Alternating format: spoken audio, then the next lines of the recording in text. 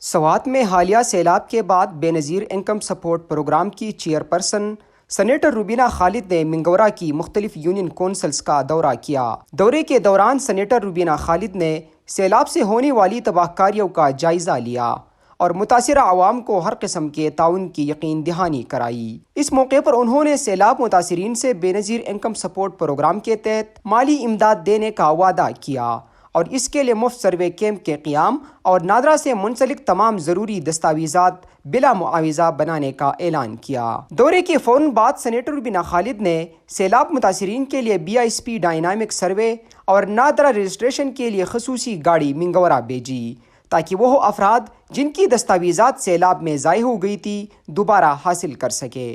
اس موقع پر کیمپ میں لوگوں کی بڑی تعداد دیکھی گئی۔ متاثرین نے شناختی کارڈ، فارم بی اور دیگر اہم دستاویزات بنوانے کے لیے کیمپ سے رجوع کیا۔ متاثرین نے سینیٹر روبینہ خالد کے اس اقدام کو بھرپور سراہا اور ان کا شکریہ ادا کیا۔